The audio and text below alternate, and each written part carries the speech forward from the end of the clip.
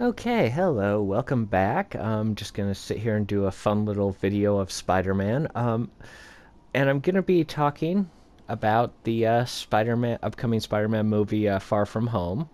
As such, I'm going to be wearing some of the movie suits for this. This is probably my least favorite of the movie suits, just because I think it's a ripoff of the Ben Reilly Scarlet Spider suit. Regardless, so. Go ahead and take a good look at it. Yeah. So, there's been a lot of, let's see. There's been a lot of debate about the first two movies that are coming out in this year, the MCU movies, being Captain Marvel and Infinity War. And, you know, a lot of controversy surrounding them, a lot of concerns expressed over both of them. But I have a few concerns, too, about the upcoming Far From Home movie. So, first and foremost, and I think this is actually, you know, a pretty valid concern, is that it doesn't take place in New York. Now, a lot of people, that's the thing, New York has always been a Spider-Man's home. And, you know, the first five, Spider-Man, Spider-Man 2, Spider-Man 3, Amazing Spider-Man, Amazing Spider-Man 2, all were pretty much exclusive to New York City. So I can see them wanting to branch out, and in Homecoming they did have him, a good chunk of it in Washington, D.C., but this one, it feels like they're pushing for more, just almost completely in Venice, which might work, but it's also not, you know, it's just not really a Spider-Man town, so it's, you know, part of my concern there is that it's just not Spidey. Wait, where am I? Okay, here we are. So we're gonna trade back to the Stark suit. Yep, so that's the other Spider-Man suit from the movies. Gonna do that one. Anyway, yeah, so it's kind of like, you know, the Nero Wolfe books that don't take place in New York but take place outside of New York. They're not bad, but they're not quite, you know, Spidey. They're just not Spidey, man. So that is my concern. It's a cool location, but maybe not a good Spider-Man location. So that is a big concern of mine. Now, my second big concern is over the character of Mysterio. Now, unlike a lot of fans don't seem to like Mysterio, and I'm not sure why. Mysterio is actually one of my favorite villains. He's just such a fun villain. In the original run, he convinced Spider-Man he was insane. He shrunk Spider-Man down and put him through this miniature model of a carnival, and he teamed up with, I believe it was the Wizard, a Human Torch villain, and just pitted Spider-Man and Human Torch against each other. It was a great story run. And, you know, before I get people talking in the comments about this, let me say, I know I did not 100% accurately portray the previous storylines in my last comments, but I'm avoiding spoilers. Just saying that about my... Anyway, he was, I thought, a pretty good villain. He's a special effects... basically worked in movies as a special effects guy, figured out how to do essentially live-action special effects in the real world, and used it to, you know, commit crimes, to convince people he was more powerful than he was. And he actually did a really good job doing this. In so much that his initial confrontation with Spider-Man, he actually pretty much equaled Spider-Man in fighting ability. He was able to use his illusions and special effects to equal his fighting style. It was actually a pretty impressive performance. So, like I said, I do like him. I think I'll trade up a suit. Let's see, we'll go to, yes, this suit from Infinity Wars. You know, I do like this suit. I don't like that it was made by Tony Stark and not Spider-Man, but it's a really cool looking suit. Regardless. So yeah, I do like character Mysterio, and so my main concern would be, are they getting the character right? Is he going to be a good version of Mysterio? So, you know, there's already been a couple concerns just from the preview I saw. One of which, you know, nothing against the actor Jake Gyllenhaal, who's playing Mysterio, but, you know, he seems too attractive to play Mysterio. I know that's kind of an odd sort of comment, but Mysterio, at least how Steve Ditko originally drew him, was kind of a brutish-looking guy. He wasn't, you know, movie actor, he wasn't movie star handsome. He was kind of a brutish-looking average guy who's worked behind the scenes in Hollywood, in movies. And, you know, I think, at least for me, that was always an essential part of his character. He was just kind of like an everyman guy. He wasn't, you know, super good-looking and handsome. And, you know, Jake Gyllenhaal is a good actor, but, you know, he might be just a little too, you know, I'm probably worrying over nothing, but it might take away when he's... It seems like it might take away from the character if he's too, good-looking, too, woo! I thought that was alleyway. Just, yeah, it just may not work for the character. And I'm probably worrying for nothing. But also, you know, we've been seeing in recent movies just a huge separation between the comic book characters and, you know, the original... the way the characters were in the comics and the way they're portrayed in movies. And sometimes it works, actually quite well. What's his name? The guy who played Vulture in Homecoming. He played Batman in the 80s and 90s. But, yeah, it'll come to me after I'm done with this video. But, yeah, he did a great job playing the Vulture, but he was also radically different from the comic book character of the Vulture. So, you know, and in that case, it worked, but, you know, there's always that fear that they'll get it wrong, and then if you know, complain, people will get mad at you for saying that you got it wrong. So, those are my concerns over Mysterio. And we'll move on to kind of my final concerns of the upcoming movie. And let's see, what else is a movie suit here? Seems like I have 2 more movie suits, and I'm struggling to remember which ones are which. Well, there's this one, of course. And, oh, wait. Into the Spider-Verse. We'll do the Into the Spider-Verse one. And end on the Raimi suit.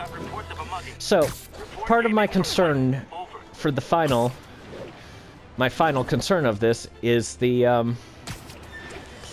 it's basically how Spider-Man was handled in the previous movie, in Homecoming. Now, while there were some decent things that happened in Homecoming,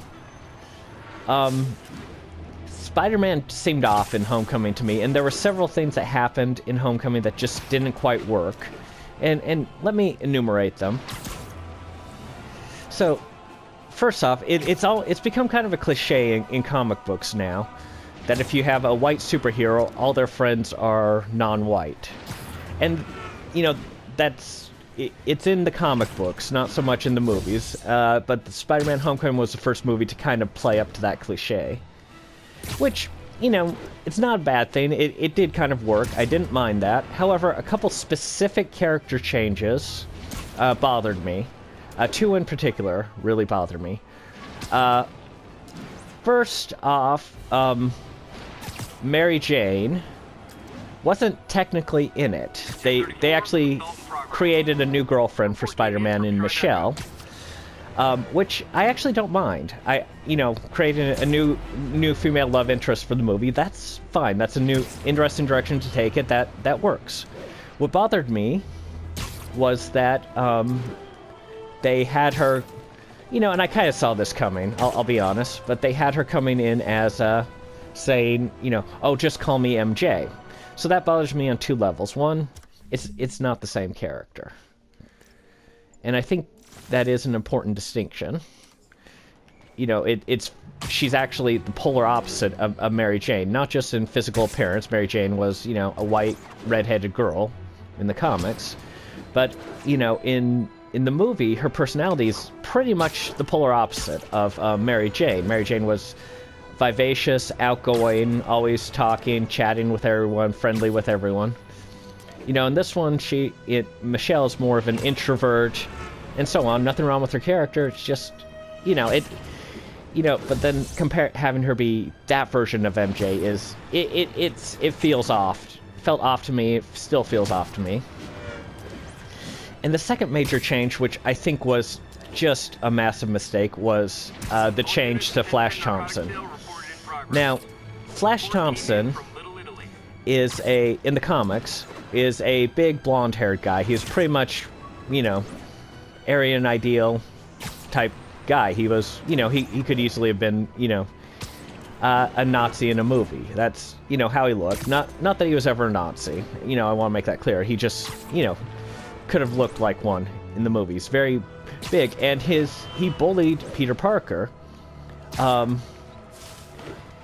Not just, you know, he physically bullied him, and that actually was one of the better things in the comics. It was relatable to anyone who had been bullied and read comics. It was a relatable thing, and it was, you know, it made for kind of an interesting reaction in that Peter Parker couldn't react to the bullying. He really couldn't fight back against Flash Thompson. Because he was Spider-Man, he would beat him up. And there's a couple of really good storylines where he had that, you know, conflict with Flash Thompson, and actually had to stop himself from fighting him. There's one where he got stuck with actually a boxing match with Flash Thompson, and he had to try really, really hard, you know, not to hurt him, the guy who was bullying him. And it made for a really interesting storyline. It was great. I think it worked really well. It was great for everyone who read it and to feel it. Now, the Flash Thompson in Homecoming was... I think he's supposed to be some sort of intellectual bully. He's just basically a jerk that there's no real threat from him. He doesn't feel like a real bully. He doesn't have that, you know... He seems more there to be... just, you know, for people to laugh at and make fun of. Not as... you know, as this... you know, actual bully and threat to Peter Parker. And, you know, it just misses something. So, you know, those two changes were back in Homecoming, which I didn't like, and I think they're going to carry on. And I'm just going to add this because it never made sense to me in Homecoming, but the Peter Parker's one friend from the comic books, who was white in the comic books and was also white in the movie, was Betty Brant. And for some strange reason, instead of being a brunette, they made her a blonde. So I don't know what's going on there. It just seemed like such an odd change that I just had to point it out. And finally, one of the things that they did in the original, in Homecoming, I should say, that really bothered me was the Washington Monument scene. Specifically, Michelle's reason for not going up in the Washington Monument. Now, it would have been completely in character. You know, storyline-wise, she kind of had to be where she was at to kind of, you know, to talk to Spider-Man just when he arrives and there's a threat to the students up in the Washington Monument. It makes sense storyline-wise. So yeah, she had to have a reason for not going there, and that's fine. And it would have made perfect sense for her character to say, yeah, I don't feel like it, I don't want to, I'm just going to stay here and read my book. That's completely fitting with her character, it works perfectly.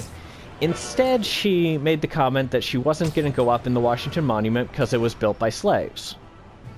Now, two problems with this. One, a lot of buildings built at a certain time in Washington, D.C. was built by slaves. I mean, refusing to enter a building in Washington, D.C. because it was built by slaves, that's extremely limiting to where you can actually go. But that's not addressed. It's only addressed for the Washington Monument, so it feels kind of like an eye-roll moment where it's like, yeah, okay, sure.